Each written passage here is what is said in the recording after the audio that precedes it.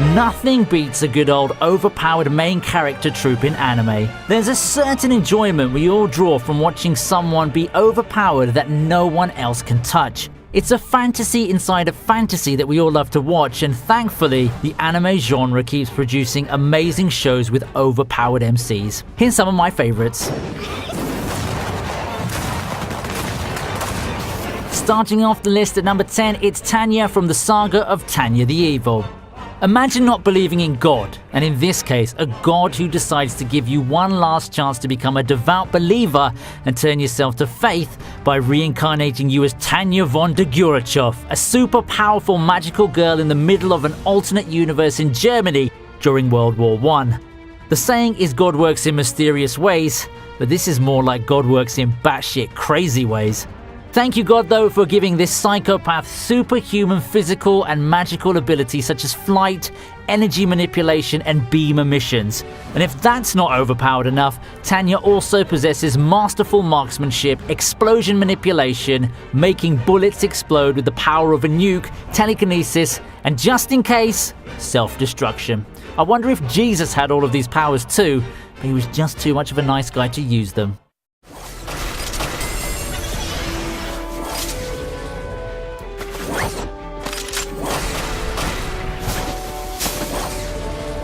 At number 9, it's Tatsuya Shiba from the Irregular at Magic High School. Tatsuya is the epitome of an overpowered main character. He's like one of those perfect main characters who can do no wrong. He's incredibly intelligent and part of the most elite military units. He can read the activation sequence of a magic spell and recreate its raw code in reverse order to cancel the spell. They call his abilities miracles, and there's good reason for that. Because of Tatsuya's genius, he can make backups of himself in his mind. Whenever his body's in critical condition, he just thinks a certain thought and his physical body is restored to the state it was during the backup. Even when Tatsuya is on the verge of death, he can instantly restore himself to a saved point in the past.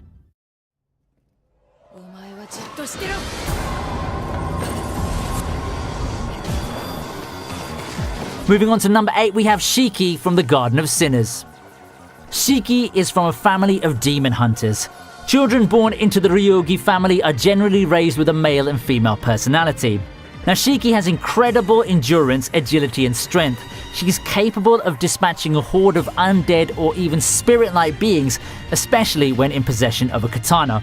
However, what sets her above and beyond most, if not every single being in her universe, is her mystic eyes of death perception, an ability that allows the user to perceive the death of something, living or non-living, in the form of lines and dots on the target.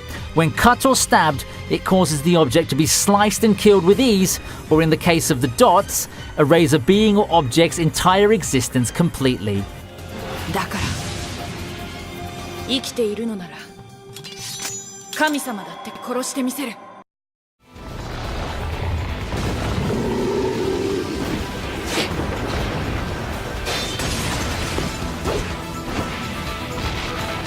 At number 7, it's Meliodas from the 7 Deadly Sins. Meliodas is the former captain of not just one, but 2 of the most powerful groups in the world. His skill in battle is legendary, and his inherent power is full counter. This allows him to reflect attacks aimed at him back at the enemy, but with double the power. So the stronger his opponent, the stronger the full counter is. Plus, like all members of the Demon Clan, he's also capable of manifesting the power of darkness to morph into various shapes for a variety of purposes, such as forming wings to fly, reattaching limbs, and enhancing both his physical and magical abilities.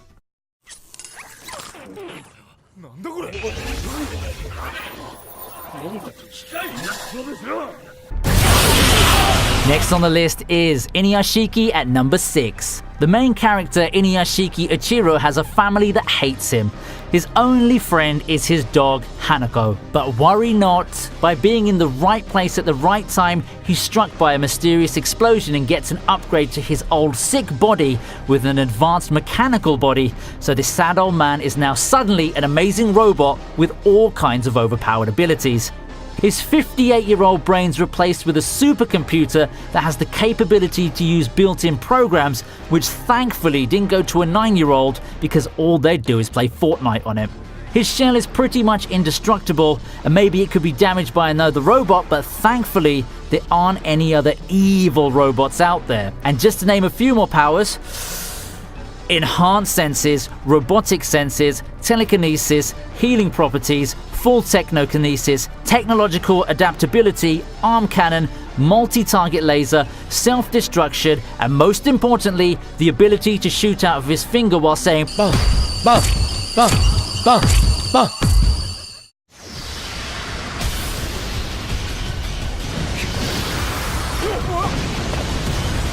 At number 5, we have Mob from Mob Psycho 100. Shigeo Kageyama's just a kid trying to live a normal life. You know, maybe find a cute girl for himself, play some sports, have some friends. But sadly for him, he's socially awkward. And also probably the most powerful Esper in the world. The abilities he's suppressed since childhood are multiple and overpowered. The name of the show is a looming threat of what will happen if he ever goes 100%.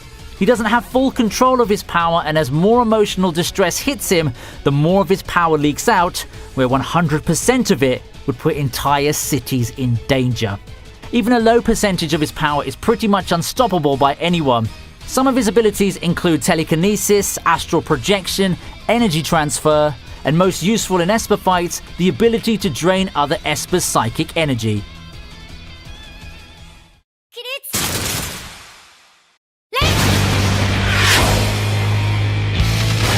At number 4, it's Goro-sensei from Assassination Classroom. Everyone has that one weird teacher in school, but at least yours isn't a humanoid octopus whose color changes based on their mood, that can move faster than a jet airplane, and that plans to destroy the Earth in 1 year. After effectively taking over the world, he decides to become a junior high school teacher, and his students just love him, calling him Goro-sensei, which is a combination of the words unkillable and teacher. And oh boy, have they tried to kill him. Every day they execute multiple assassination attempts on their teacher in order to save the world, and gain 10 billion yen from the government, might I add.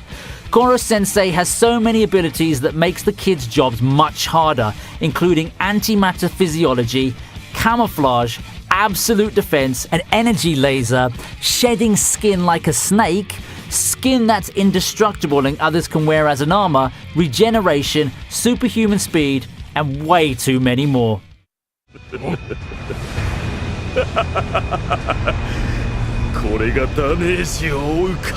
Next on the list at number 3, it's Momonga from Overlord. As the only player character in the world full of NPCs, he's the most powerful being in Yggdrasil, thanks to his own devotion to the game, but also his guildmates. He's a powerful magician / necromancer, and has all of the powerful items and NPCs his guild has collected at his disposal. He has 718 spells that he's memorized, some of which are damaging spells and necromancy spells that allow him to conjure powerful undead beings. The list of his abilities is too large to fit in any video under 2 hours long.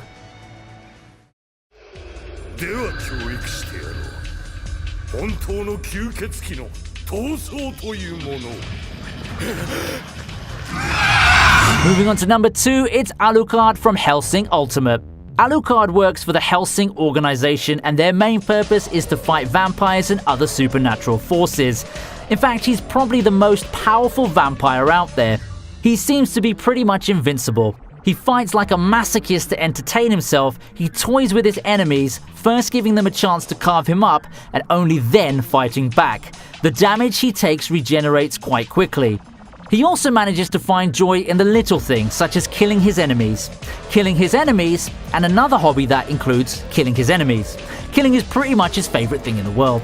And that's why it's good for him to have so many abilities, such as regeneration, the ability to manipulate blood, soul absorption, vampiric speed, and many more. He's basically like the Swiss Army knife of abilities, if the Swiss Army knife was actually used just for killing.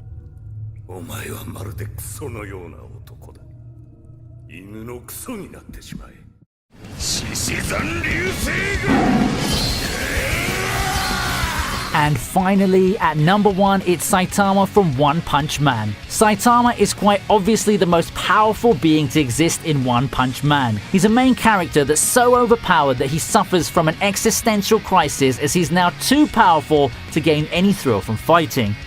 Former hero for fun turned pro, he's a bold, ordinary-looking man that's often underestimated by his enemies, only for them to get one punch KO'd. He's quite the mellow person, but his strength attracts the company of many other powerful characters, both friends and foes. The origin of Saitama's powers are, according to him, wait for it, a year and a half of doing 100 push-ups, sit-ups, squats, and running 10 kilometers daily. For Americans out there, that's like 6.2 miles. Not the most impressive backstory, but nevertheless, a very fun anime to watch.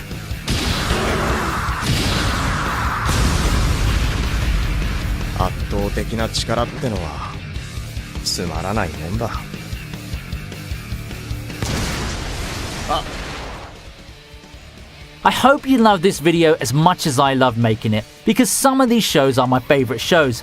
Thank you for the love and support you're giving me on these videos. The transition to this type of content was kind of scary for me, but the response has been positive, and that just makes me try that much harder, so thank you. I've also created a Patreon account too, so please check that out if you have the time. It would be great for you to do that as well. Don't forget to leave a like if you enjoyed this video, subscribe if you want to see more anime-related content, and leave a comment of what top 10 you would like to see me do next. I'll see you next time on ViniTube.